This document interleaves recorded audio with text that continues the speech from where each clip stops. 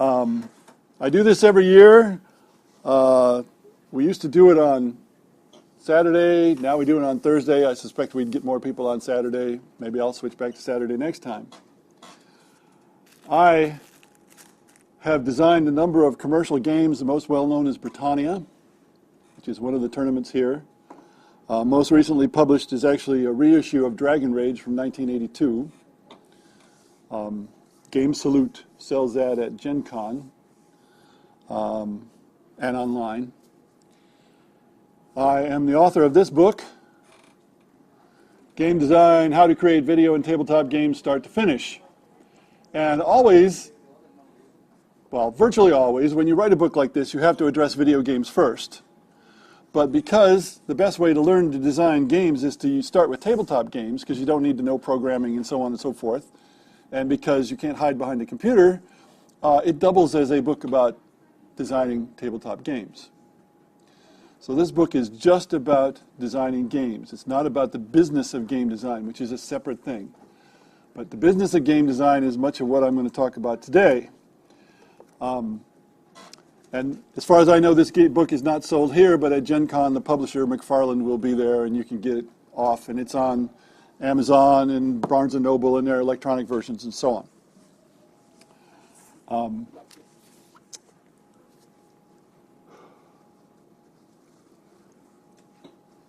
Today, I'm going to start out talking about wargame design. And the reason for that is I got recruited to write a book about wargame design by a big publisher. And I had some ideas, but when you're talking about design, it's very important to design something that people want to play. So knowing why people want to play war games is pretty important. Now, how many people here would regard themselves as war gamers? Yeah. Some people really dislike war games. I see war as possibly the most complicated and intricate of all human endeavors, and also the most insane, probably. And so, to me, it's worth studying. But I'm not a big nuts and bolts person. Some people know how many rounds of ammunition that the Germans carried in 1870 and so on. I don't know any of that stuff. When I was much younger, I did know some of it, but as you get older, you get different priorities. I'm more interested in psychological things. So, the first question is, why do people play war games?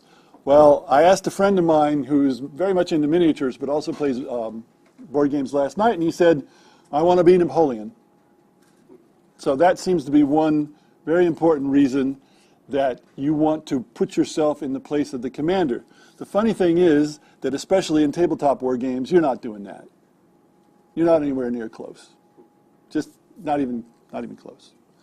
Even in video war games, there aren't a whole lot of video war games really, and they don't take advantage of the computer the way they should, but you can get closer to the reality of war, which is war is a big mess, where you don't know what the hell's going on, really. But that's exactly the opposite of what people who play games want. Many people who play games want something that they can control. Video gamers especially don't even like randomness. Obviously, the tabletop guys can handle randomness much better and sometimes like it, but nonetheless, they want to control. They want to feel that if they succeed, it's because of their efforts. Well, in warfare, that's not always true. You can do everything right and still get stomped. It's not likely, but it can happen. So there's a dichotomy in war games design that the people who play games want something that isn't history. And what history is not what the people who play games want. Now, you get a third place in there, which is the old SPI games. How many people remember were in wargaming when the SPI games were around? Not too many. SPI magazine, Strategy and Tactics. Their games were designed to essentially recreate history. In other words, to make what happened happen in the game. And they recognized that 50% of the people who played the games were playing solo to sort of learn the history. So I guess it made a certain amount of sense. But I can tell you my point of view as a military historian is what happens in history is rarely the most likely thing to have happened. There's all kinds of chances involved. For want of a nail, a shoe was lost. For want of a shoe, the horse was lost. For want of a horse, the message was lost. For want of a message, the unit didn't do what it was supposed to. For want of that, the battle was lost. For want of the battle, a nation was lost. And all because of a nail. That's a famous poem. There's a lot of chance in history, and what happens will often not be what was most likely to happen. If you draw the old bell curve, it's not always going to be in the middle. Sometimes it's going to be over here, sometimes it's going to be over there. So to me, writing a game to force a particular historical outcome doesn't make sense historically, and also it turns it into a puzzle. Now, puzzles have solutions. War does not have solutions. And by solution, I mean a solution that's always correct, which is to say, if you do this, you will succeed. Chess has a solution. Humans are not up to figuring out the full solution, but some people come close. Checkers has a solution. Checkers is a simpler game. There was a gent called Marion Tinsley who only lost 7 games in a very, very long stretch as world champion chess player or checker player. And there is now a checker playing program called Chinook that has brute force determined the best move from every position in a checker game. So that's not quite the same as knowing the exact right move, but Chinook will very, very, very rarely lose a game. And what's common in many of those things is that there's complete information. Perfect information, it's called. And perfect information is the antithesis of an actual war. But there are many people who like that sort of game, and they like perfect information.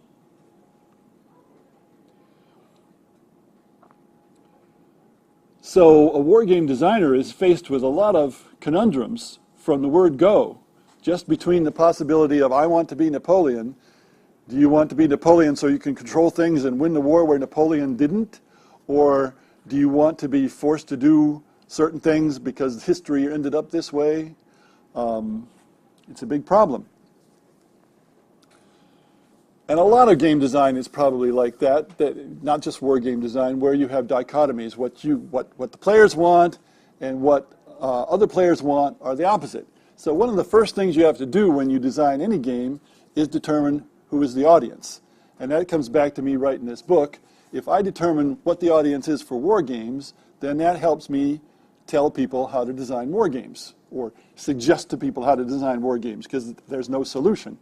There is no solution in game design. There are better ways and worse ways.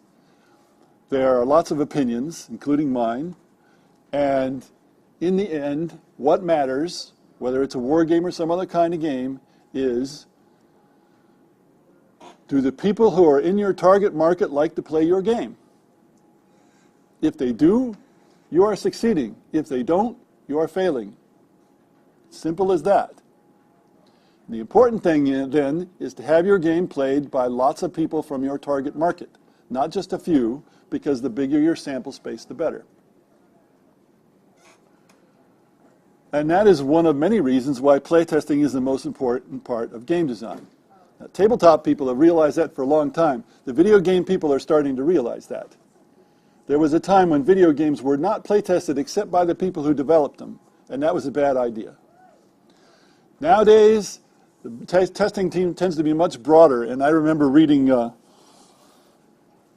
in a newspaper article that Gears of War, which is some years ago now, video game had been playtested 40,000 hours. 40,000 hours.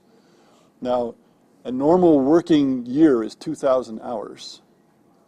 So we're talking about 20 people working for a year full-time testing that game. Of course, it was spread over many more people. That's not generally practical for tabletop games because tabletop games don't involve as much money. Gears of War made a lot of money. Most of the tabletop game publishers are quite small.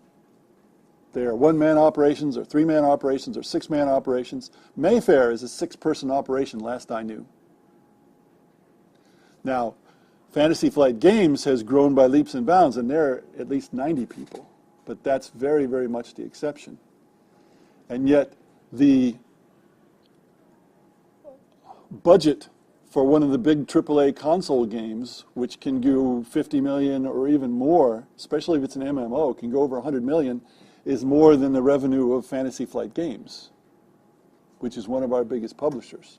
You know, Hasbro's in a separate league. Hasbro's mass market. They're a different kettle of fish entirely.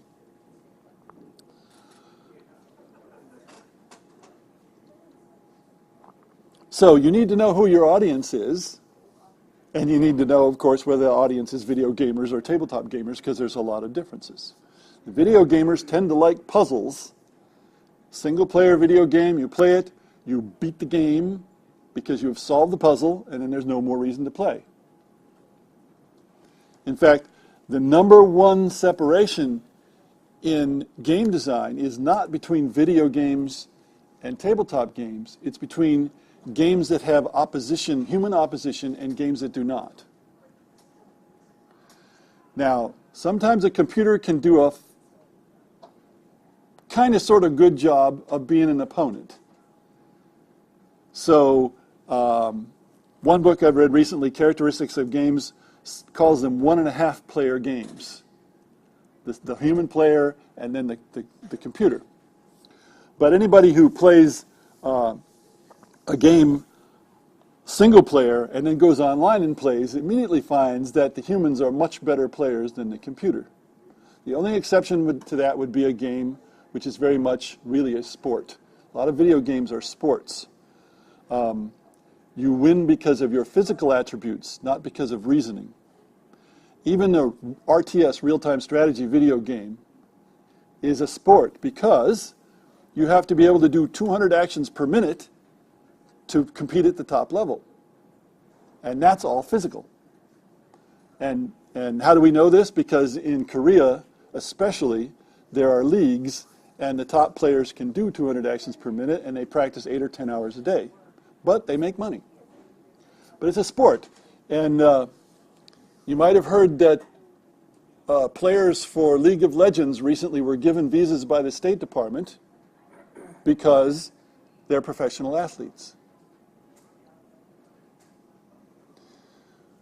So my book about war games will be about war games that are not sports, which will be a problem with RTSs because there is a reasoning part to RTSs, but an awful lot of it is just being able to play fast. You know, to me, war games are the epitome of reasoning games. And you always have opposition. Except there are solo war games, aren't there? Then you don't have human opposition. And there are solo war games that are physical games, tabletop games. There's no opposition. And there are games that you play, video games, where there is human opposition. You play online and play a game that's designed for multiplayer, you're playing against other people. So the division is not between video and tabletop, it's between human opposition and not human opposition. Now I'm going to assume that most of you are interested in games where there's human opposition.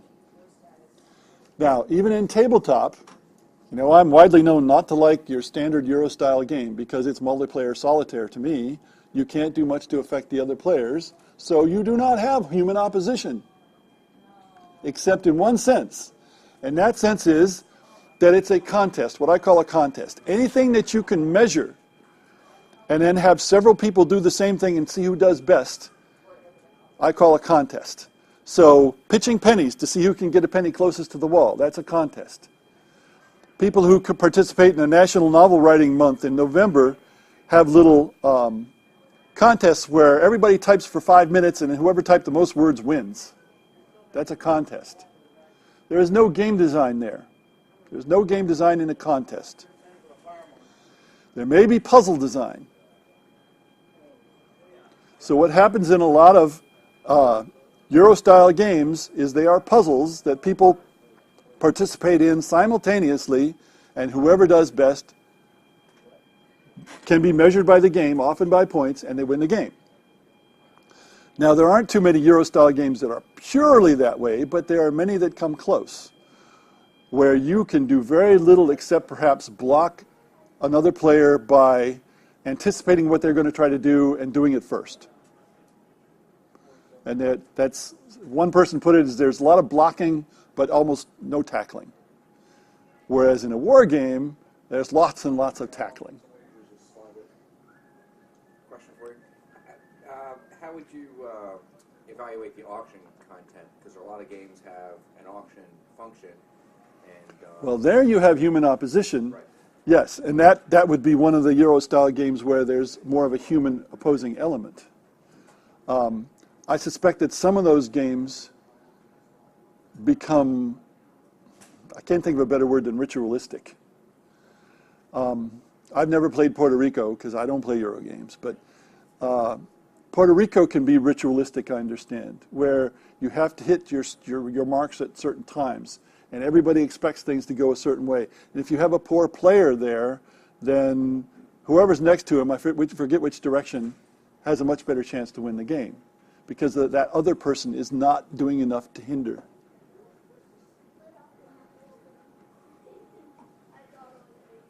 A characteristic of war is that you can attack directly, and a characteristic of Euro-style games is when you can attack, it's indirect.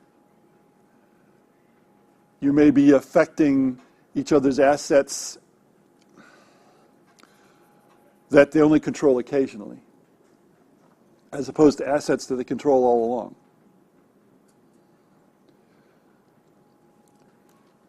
If we wanted to, we could probably make up, if I had a blackboard or something, a whole bunch of spectra that you could measure games on.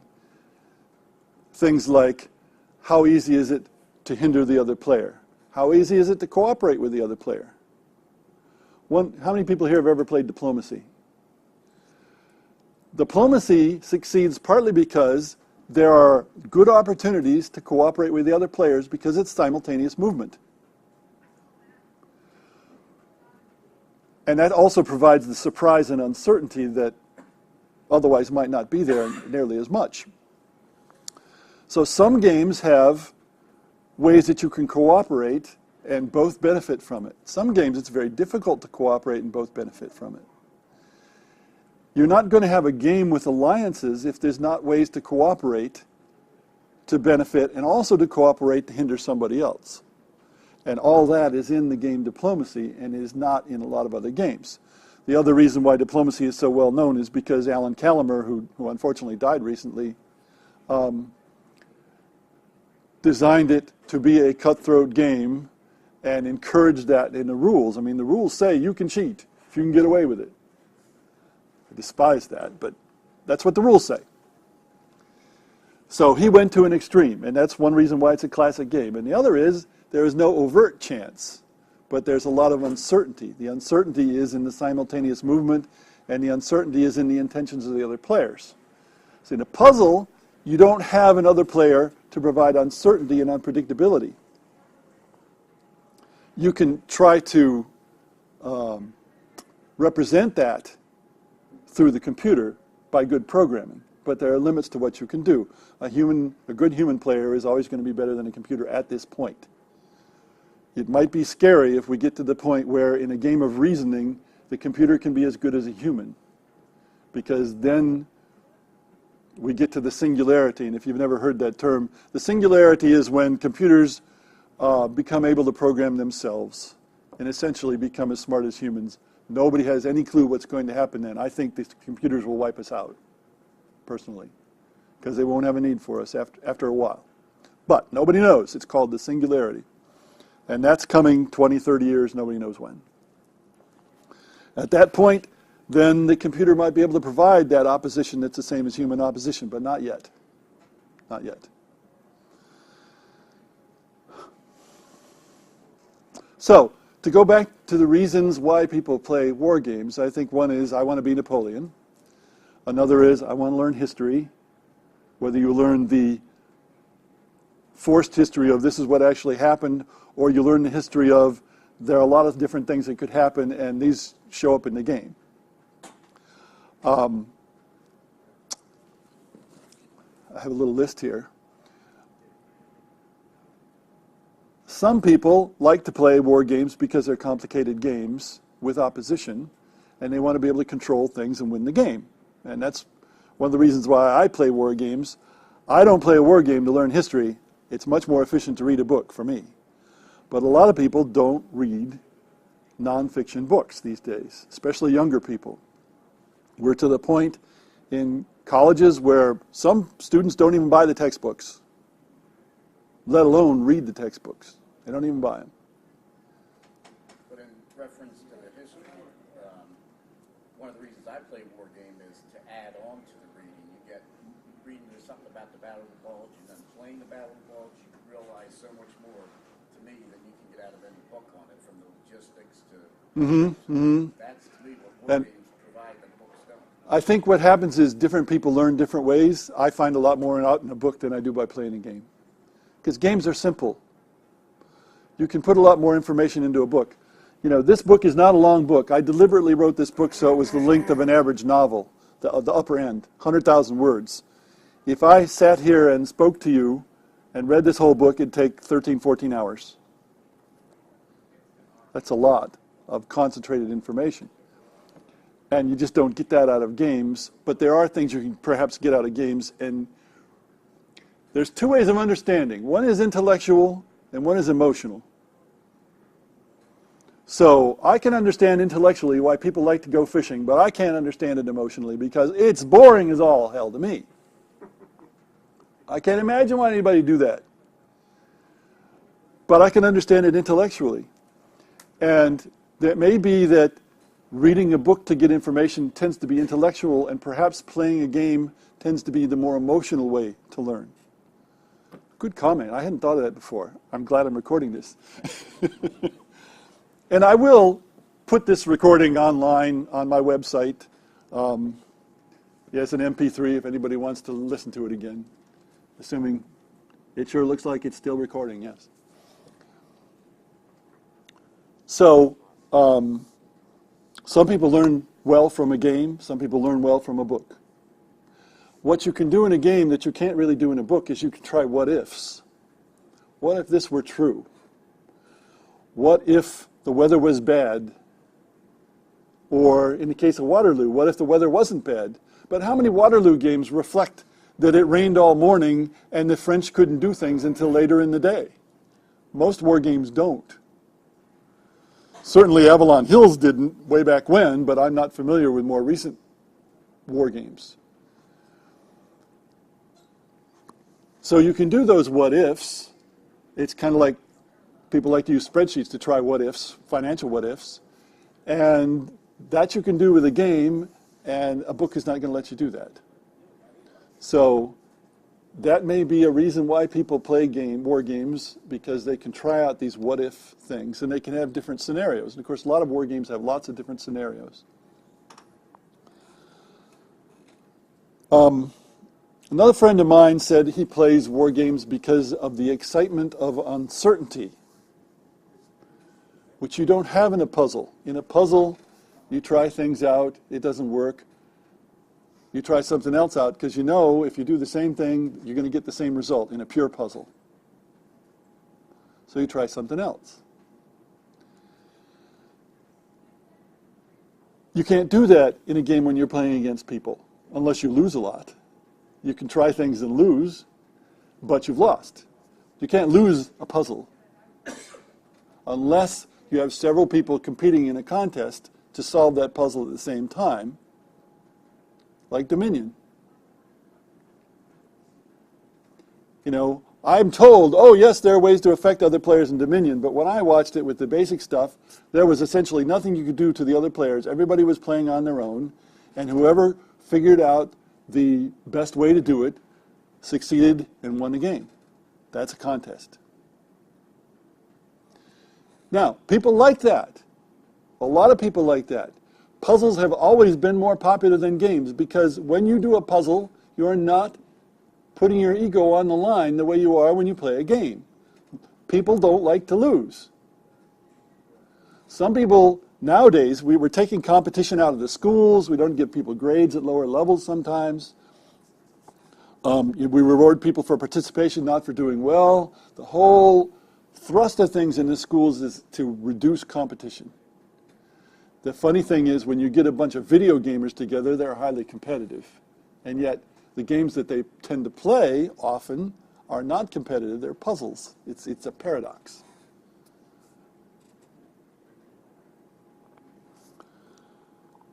So again, let's go back to the most important thing. Who is your audience for your game?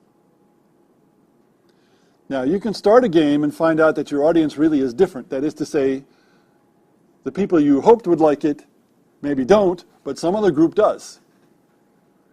That's lucky. It's a lot worse if nobody likes it. Then you've really got a problem.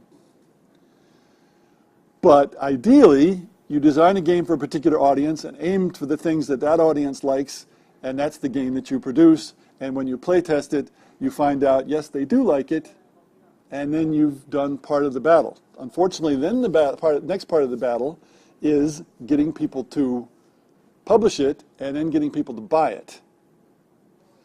Because what makes a game good to play is not necessarily what makes it sellable. Abstract games are particularly notable in this respect because there's no story. Now,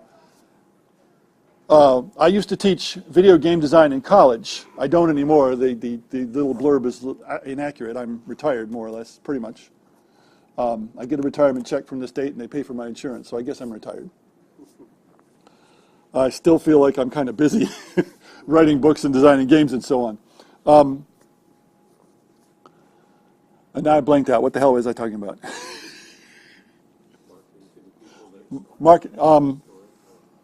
Stories. Video game people, when they come to a class for the first time, they think story. And yet, when you come down to it, the story in most video games is only an excuse to get to the action. John Carmack, who did Doom and lots of other, very famous programmer, is supposed to have said that story in games is like story in pornography. It's an excuse to get to the action. So you tell these beginning video game students to write down their ideas about a game, and what they do is they write down ideas about a story. Story isn't a game. A game is mechanics. A game is something that lets people do something. All games involve people doing something, even if doing is thinking. And especially video games are much more about doing than, or obvious doing, you know, using the controller and so on and so forth, than tabletop games are. But all games are about doing. So, yes, you have to know who your audience is, but you also have to ask yourself, what is the player going to do?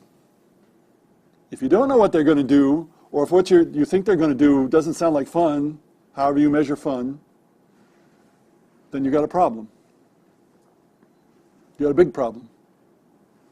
So picture in your mind, if you think you're coming up with a game, what is the player going to do? Is that going to be something people want to do, some target audience?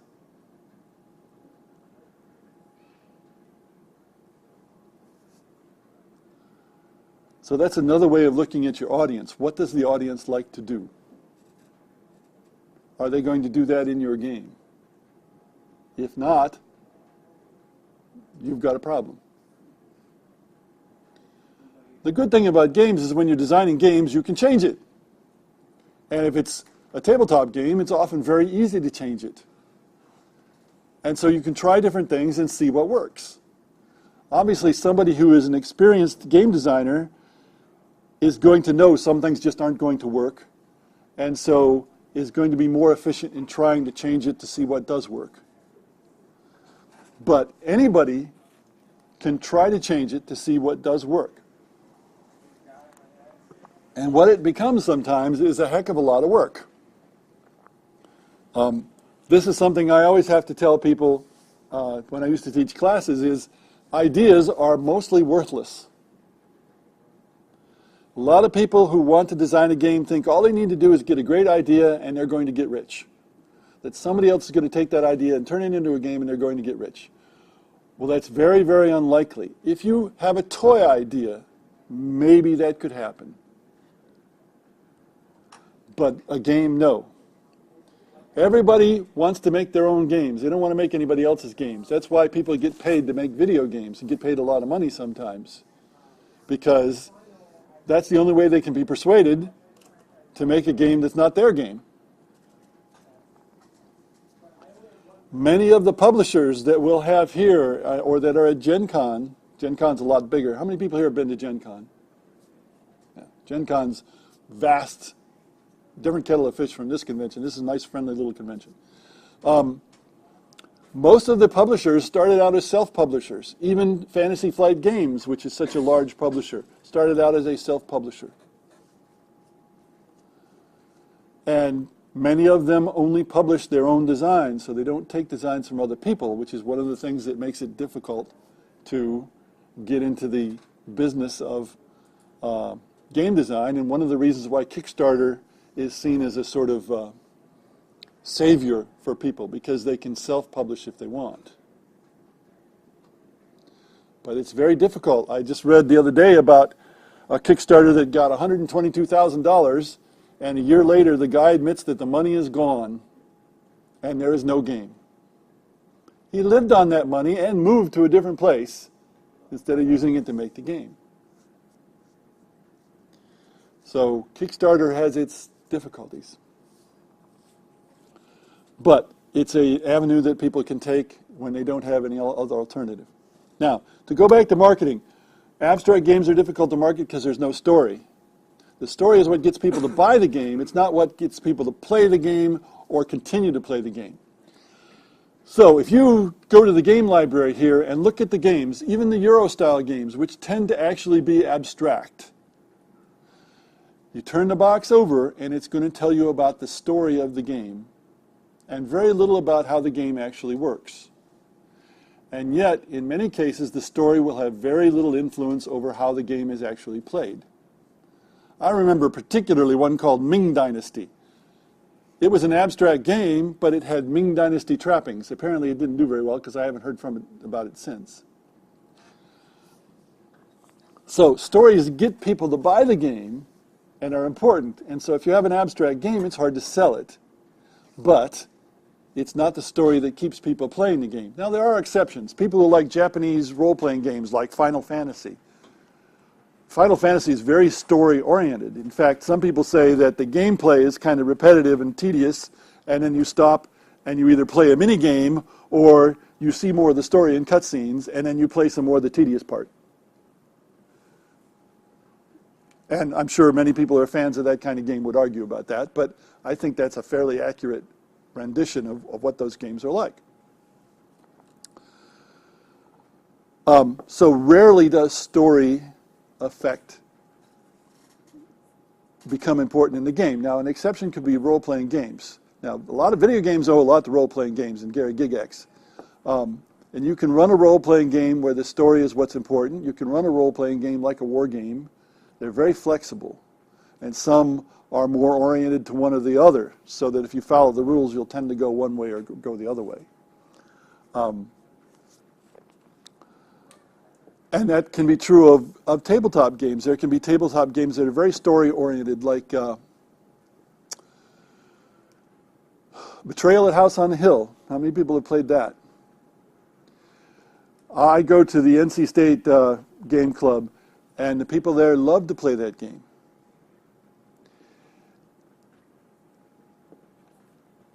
And that's, I think, because there's a story involved. Now, that game was developed for many, many years. Another game that's something like that, I understand, is Tales of the Arabian Nights. But it's a little more random in the stories. And nonetheless, you're following a story. And some people really like that. Many of the people who attend the Tabletop Gamers are actually role-playing gamers who also play tabletop board games and card games. And so it's not surprising they like that sort of game. They like Red Dragon Inn a whole lot too. There's kind of a story there as well. But in general, story is not what's important. Now, if we go back to war games, even if it's Dragon Rage, which is not a historical game, the story is there are two dragons attacking this city, or there's a bunch of giants and orcs and so on attacking this city. What happens? And that's enough to set people's imaginations going, even though there are no particular characters in it. You know, a formal story has characters and climaxes and so on and so forth. You don't need to have that. So story melds into theme. Now, I think the word theme is misused somewhat, so I have two words for it, theme and atmosphere. A theme is something that informs and affects how the game is designed and played. An atmosphere is something where the trappings have been put on, the appearance, but it doesn't affect how the game is played. So most of those Euro-style games where you read the back of the box and there's a story, that's an atmosphere. It has no effect on the game. And yet there are some, Power Grid, for example, the story of Power Grid has a big effect on the game. Because it's every appearance that you are buying power plants and so on. Do people really do it that way in reality? No. So you could argue that it's not a very good model of reality. But it is a theme.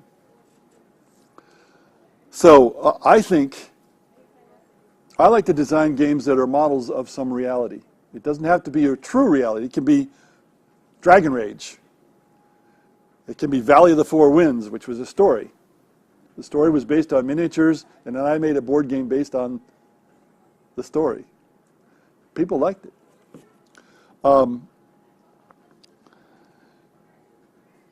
You've got different ways that games can originate, and one is a story. But what informs models, I think, is what I call correspondence, because the word analogousness is very awkward. But I think it's much better in a game, or much better for me, when what I do in the game and what happens in the game is analogous to or corresponds to something that happens in reality. And you'd expect, if you're modeling a reality, that that would happen. In an abstract game, that's not what happens. So I have a game that someday Mayfair will publish. They've had it for like 5 years, but someday. Sometimes it takes longer than that. It's an abstract game. I call it Law and Chaos, but it's an abstract game. So there's nothing in that game you do that corresponds to any reality. And the reason they've had it so long is it's hard to sell abstract games. It's a very good game, I'll have to say. The playtesters say it's really good. They like to play it. They like to play it again and again. They like to play it a lot. That's what you can tell from. What's the atmosphere? There is no atmosphere. That's the problem. Yeah. They were thinking of making up one where they'd have sheep. You know, each player would have pieces that were sheep or goats. Or I think they finally decided to stick with abstract. But we'll see. You never know.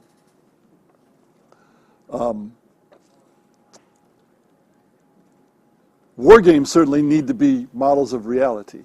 Although there are different levels of war games, and I don't think I'll go into that, because I also have, I don't know how many of you read anything that I'd said on my website or in my blog about what I was going to talk about in this presentation, but I said I was going to talk about the business of game design, so I'll have to get to that at some point. In fact, we'll start in on that now. Now, I didn't say this. I should have said this. If you have questions, just ask. And if anybody has any questions now, it'd be a good time. I have a question. I don't know if there's an answer, but you talk a lot about the importance of the target market. And for me, I think I have two target markets which are kind of contrasting. So families and also like college students type of thing, or if you have a game that appeals to both, you're doing very well. Yeah, I think it does, but I'm not sure how to kind of market that. I don't want to play up one side or the other too much and risk alienating the other group. But yeah, I don't know if that's really a question, but There are a lot more families than there are college students. That's a good point. Yeah. Who has more money? That's another question. And there's the other thing related to that. College students aren't college students forever. I've been involved in a couple game clubs at 2 different colleges, and it's surprising how active they are at college, but once they get out of college, most of them disappear completely from the gaming group, and only a small, at least my experience in the 2 different colleges, as they get older and become families, they don't play the same type of games anymore. It's a distinct difference in the game. So do you think it's important for me in my promotional materials and whatnot to really pick one of those markets and focus I take it you're planning to self-publish. Yes. Kickstarter. Well, here's a question. So far. How much do families contribute to Kickstarter as opposed to college students? And I don't know the answer. How many people here have ever supported a Kickstarter? See, and that's one of those things I understand emotionally, but intellectually, I understand intellectually, but emotionally, I'll just wait till it comes out. Why bother? Because a lot of the stuff on Kickstarter is smoke and mirrors. They don't even have a real game. So I don't understand it, but a lot of people support it. So the question would be, is it more likely that families are going to support, which doesn't sound likely, does it? Or is it more likely that college students are going to support, which doesn't sound all that likely? Because your Kickstarter is another of those problems where you may have a game that's really good for those people, but you've got to get their attention and get them to contribute to fund your publishing, which is a step along the way to getting them to buy it. In effect, on Kickstarter, because Kickstarter is used frequently as a pre-order system, you are asking them to buy the game. And so you have all the marketing problems that are involved with that.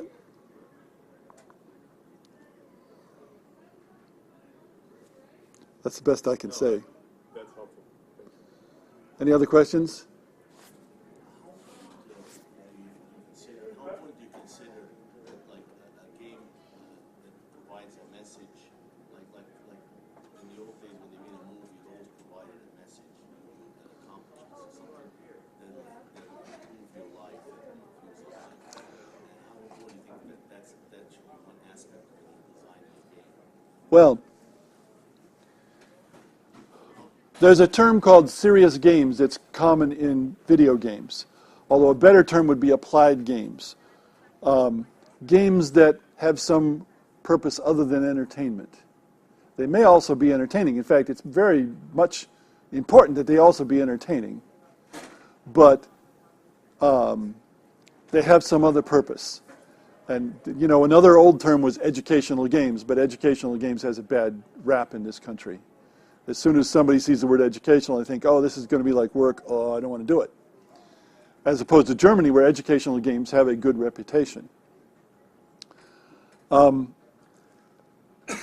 educational game, applied game, whatever you want to call it, is one where, in effect, the story is the message. Or the message is the story. And the trick is to have an entertaining game where that message is still conveyed. And again, you have lots of entertainment games where there's a story. The story is why people buy it. The story they don't pay so much attention to while they play it. And one of the problems that people who make educational games have is they worry that if people enjoy the game too much, they won't pay attention to the message. And there's 2 ways to approach that, because there's 2 kinds of messages. One message is something that is rote, that you just memorize, like memorizing how to disassemble a weapon. There's a one way to do it. In other words, there's a solution. It's a puzzle. And so you can make a puzzle game, and when people have completed the puzzle, they also understand what it is they're supposed to have learned by rote. That's training, is what I call that. Then there's another kind of problem where there isn't a single solution, and where you want people to learn the various ways, things that can affect success.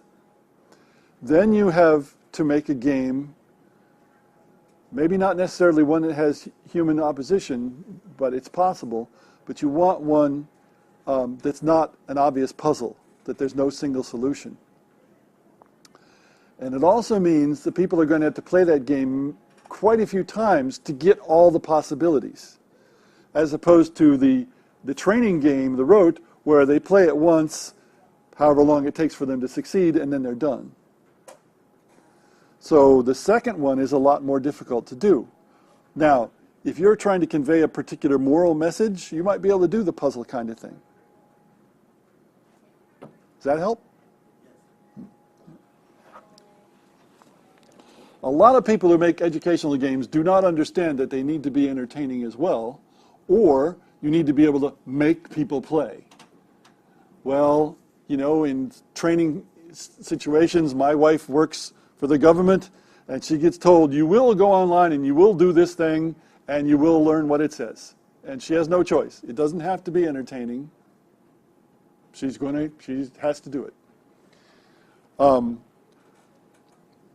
The last time I tried to make an educational game, I took one of my games that I know is entertaining and modified it to provide the message. It was a game about game design. But it was, again, one where you had to play a lot, because game design is not something you learn by rote in any way, shape, or form. There's no formula that you can follow. And so people would have to play that game quite a few times to recognize, for example, that playtesting is really, really, really important. And to recognize target market and so on. Any other questions? Okay.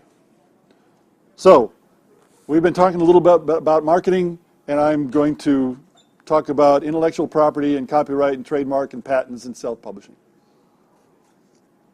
By the way, as I said, maybe I didn't say, I'll be here till 6 o'clock as long as there's anybody who wants to talk or listen. If everybody walks out, then I'll be done. It hasn't happened, but it could. And if you have a question, ask it. It's, you know, I've already learned some things from people's questions. That's good. I like to learn too. One of the best ways to learn is to try to teach people something, because you find out there were things you didn't think of, or different points of view. So intellectual property. The first thing we can say here is, do not base your game on somebody else's characters or story, because you will probably be wasting your time. Now, if you're just designing a game for yourself, okay. But if you want any commercial use of that game, don't use somebody else's intellectual property, because someone probably already has the game rights to that intellectual property, and they don't know you, and they're not interested in you. Go away, kid. Pfft. They probably have specific ideas of how they're going to do it, if they're going to actually issue the game. That's one reason. Another reason is it's usually very expensive if it's a well-known property. For example, The Lord of the Rings. There was a collector at Origins several years ago, and he had 110 Lord of the Rings games. And a lot more have come out. There's a company called SDVM in England that has the board game rights for Lord of the Rings games. Well, I had the idea of doing a Third Age game in Britannia style. And I actually made the game and played it once. And I was in touch with the Italian folks who did War of the Ring, and they went and talked to the people who had the rights. But at that time, the movies were hot, the original 3 movies, and so it was far too expensive. It just wasn't practical. The really big companies, like Sony, for example, it's not even worth their costs to process the paperwork and so on to give a license to somebody to do a game based on some Sony movie. It's just not even worth it sometimes. So you trying to make a game based on some Sony movie is just a bad idea.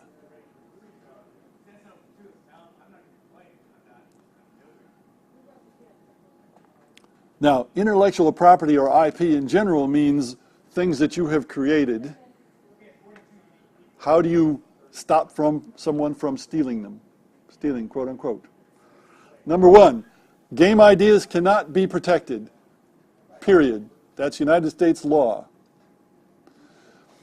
If you searched online, you'd probably find about a dozen games that are Risk, but are not called Risk. They have rewritten the rules, they have redone the art, and that is perfectly legal.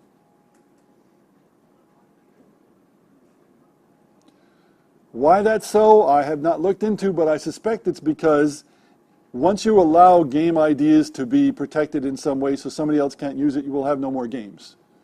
Because, I mentioned ideas are worthless, people want games, but also, if you have an idea, probably 100 other people have had the same idea. Maybe 1,000, maybe 10,000.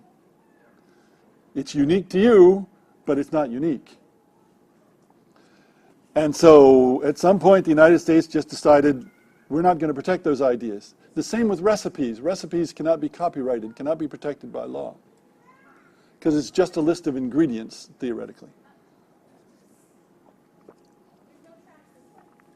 So your intellectual property is what you create. Now if you write something, you immediately nowadays automatically have copyright to it. By the way, I'm not a lawyer, but I can read. And this stuff is online. You know, you go to the Copyright Office and it says the bit about you can't copyright ideas, it's right there.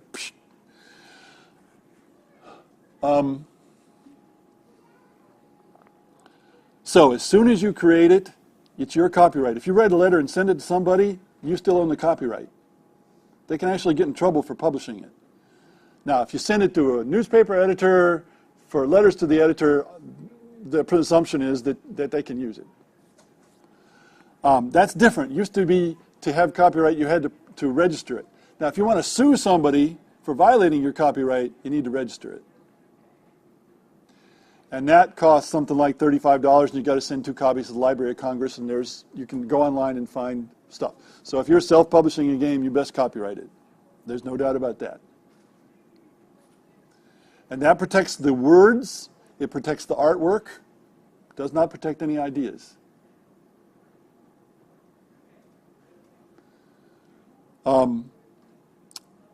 Britannia was originally published in England by Gibson's, and they then licensed it to Avalon Hill. I had submitted the game to Avalon Hill, and they'd said, games of that era don't sell. Because it's, from the Roman invasion to the Norman invasion. But Gibson's had proved it did sell, and also Gibson's had the plates, which at that time were used to do the board and the pieces.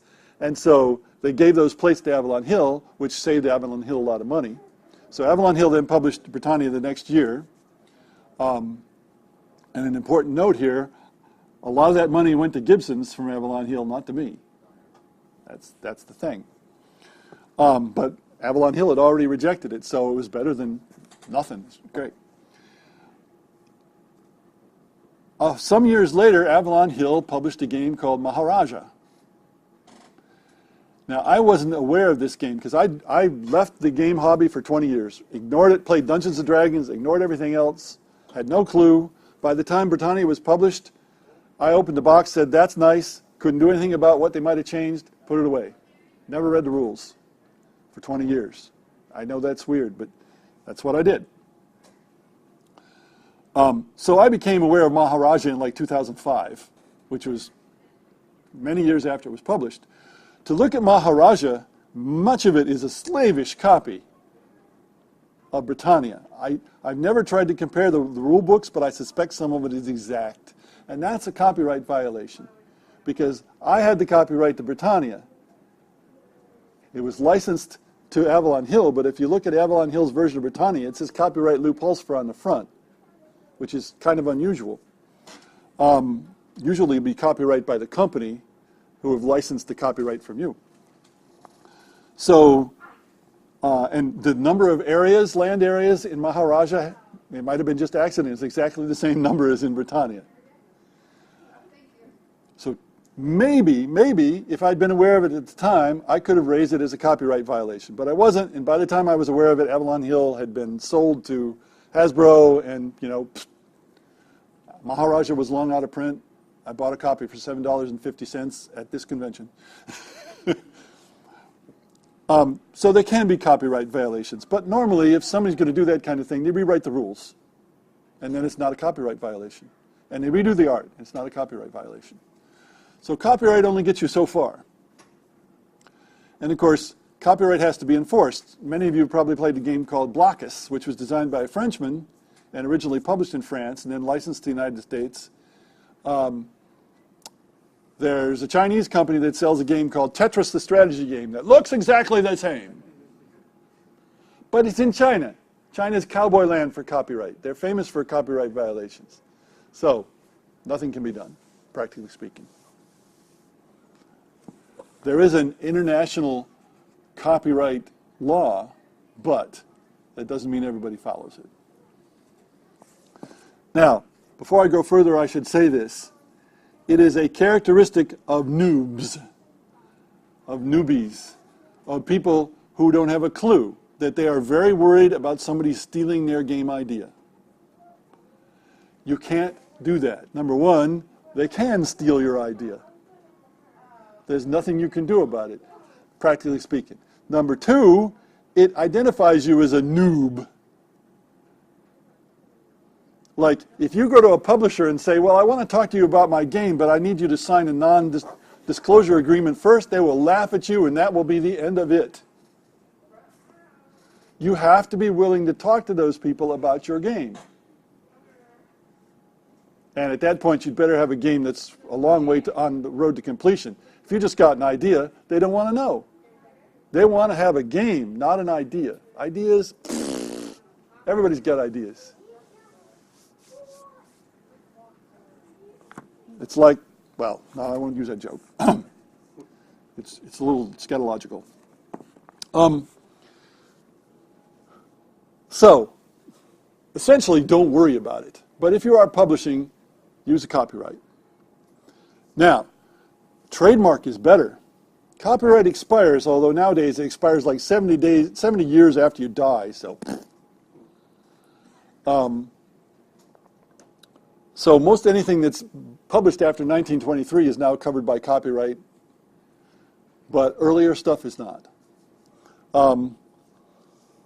Trademarks don't expire, but if you no longer are using it in for commercial purposes, then it no longer applies. A trademark doesn't cost anything. You trademark a word or a phrase. So the name of a game, Dragon Rage, could be trademarked. I think it is. You just put a TM after it in this country, and that's it. It trademarks it in this country. Now, other countries is another thing. Not the TM. The TM is a common law. Yeah, if you register the copyright, there's a fee. It's like $350, but almost nobody ever does it.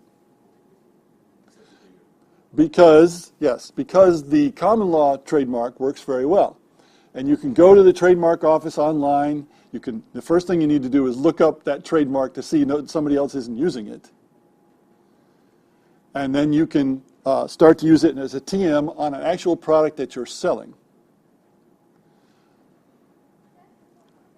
Now, here's a story that happened to me. Dragon Rage was published in 1982. It was published as a micro game. It was published by Dwarf Star Games, which was a subsidiary of Heritage Models, run by Duke Seafried. And the game sold very well. There were 8 games, 2 by outside designers, 6 by the internal guys. The game sold well. I was told my game sold the best. However, Duke, I was told, got in the spitting contest with his banker. And his banker called in his loan, and that was the end of the company. I never got paid a dime. The plates, because this is long enough ago that the plates were still used, were held by the printer because the printer hadn't got paid. So nobody else, well, if somebody else wanted to pick up the rights to those games at that time, they would have had to make new plates. Well, that made it much less practical financially. So those games went away. That was 1982.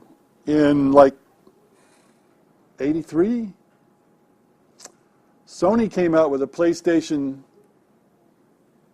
Would that have been PlayStation 2? That was probably PlayStation. Maybe it was some years later. I have it written down. I don't recall. They came out with a game called Dragon Rage. Well, at that time, video games and tabletop games were very different. And in the trademark business, you can have a trademark in several different spheres that don't interfere with each other. For example, Apple Computer and Apple Records.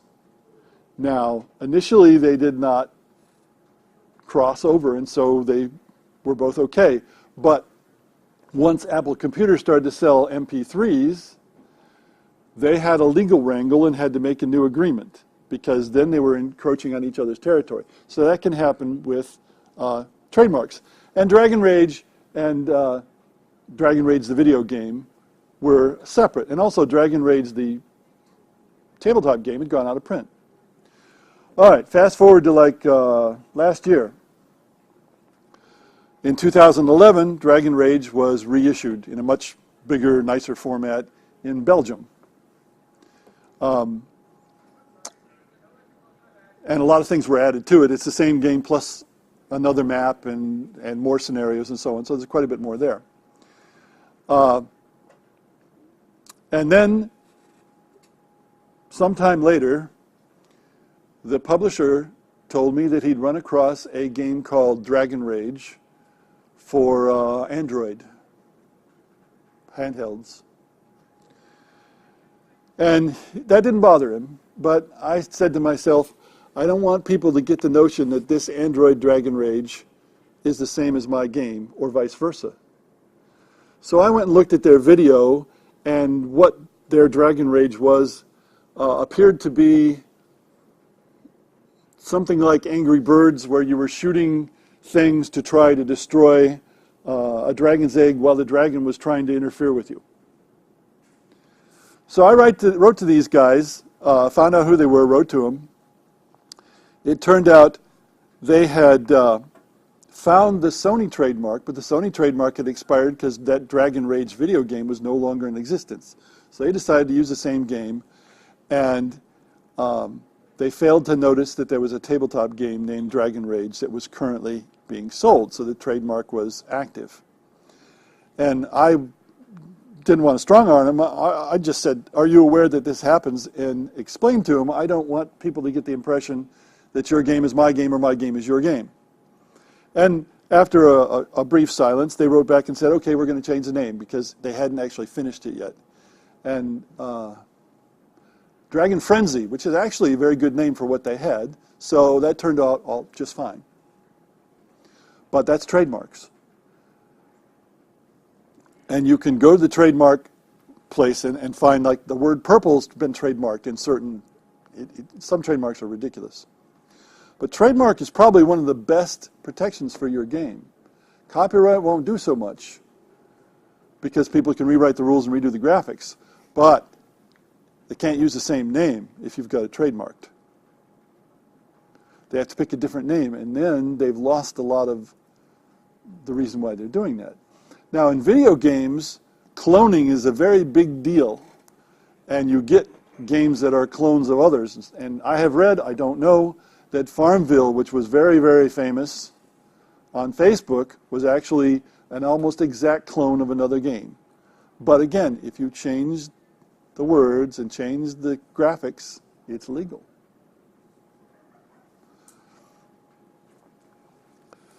So there's not a lot you can do with it for this other than make sure that you put your little TM there and claim trademark. And if you want to